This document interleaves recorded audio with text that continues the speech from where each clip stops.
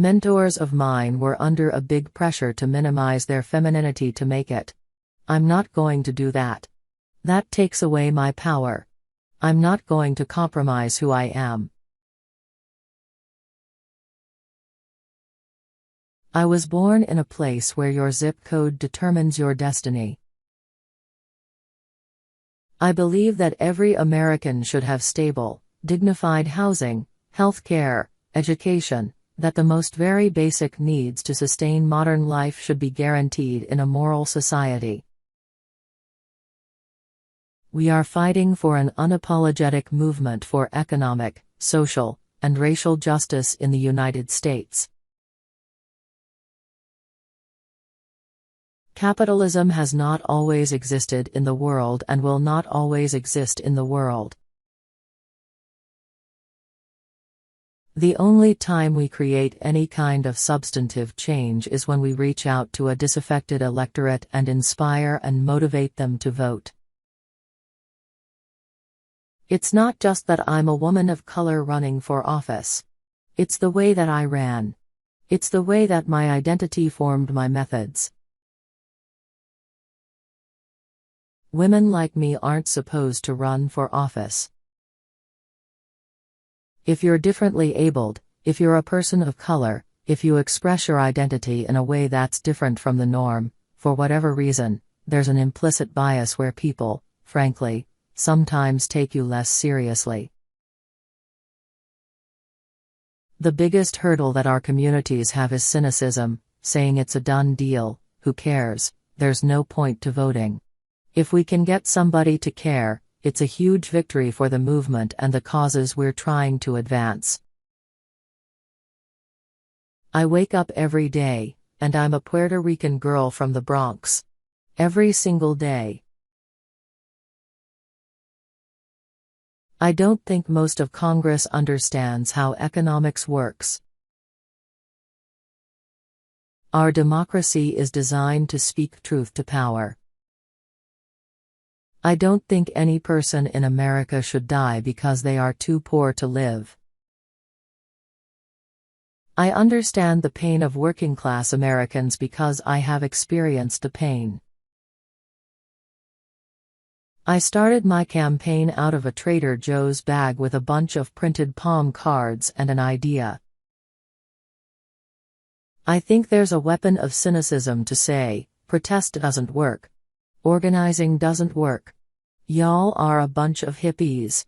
You know, it doesn't do anything, because, frankly, it's set out of fear, because it is a potent force for political change. We have to have a diversity of age represented in Congress, too. I don't like having people do little things for me.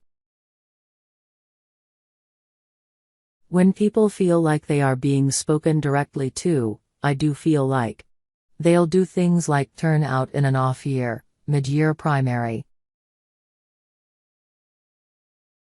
For me, democratic socialism is about, really, the value for me is that I believe that in a modern, moral, and wealthy society, no person in America should be too poor to live. In Puerto Rico, we continue to see the perpetuation of second-class citizenship in the United States. I can't name a single issue with roots in race that doesn't have economic implications, and I cannot think of a single economic issue that doesn't have racial implications. The idea that we have to separate them out and choose one is a con. I'm very hands-on about social media. That's my voice. I'm not running from the left, I'm running from the bottom. I'm running in fierce advocacy for working-class New Yorkers. We have a political culture of intimidation, of favoring, of patronage, and of fear, and that is no way for a community to be governed. My mother cleaned homes and drove school buses, and when my family was on the brink of foreclosure, I started bartending and waitressing. It's really scary, or it's easy to generate fear around an idea or around an ism when you don't provide any substance to it. Public schools in the late 80s and early 90s were a total mess. We felt that if I was going to have a good educational option in my life, I would have to go to a public school district that actually served its children. I want to speak to people directly as much as possible. Not all Democrats are the same. Campaigns are so much more expensive than people think they are. Just to keep the lights on is several $1,000s a month. Democrats should be getting high fives from sanitation truck drivers. That is what should be happening in America. We have to stick to the message. What are we proposing to the American people? Not, what are we fighting against? I see people like me, who thought someone like me couldn't be in politics, now are saying, oh, wait, I don't need to take money from corporations to run. Maybe I'll run, too.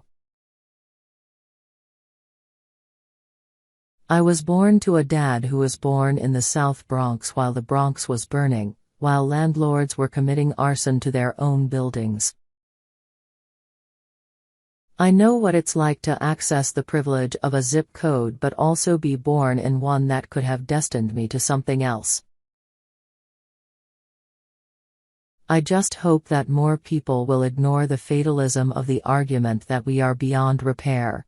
We are not beyond repair. We are never beyond repair. Democrats are a big tent party. You know, I'm not trying to impose an ideology on all, several hundred members of Congress. People try to identify who is the most likely person to turn out, and what we did is that we changed who turns out. And that changes the whole electorate. I'm used to people kind of knowing me in the community. I wasn't born to a wealthy or powerful family, mother from Puerto Rico, dad from the South Bronx.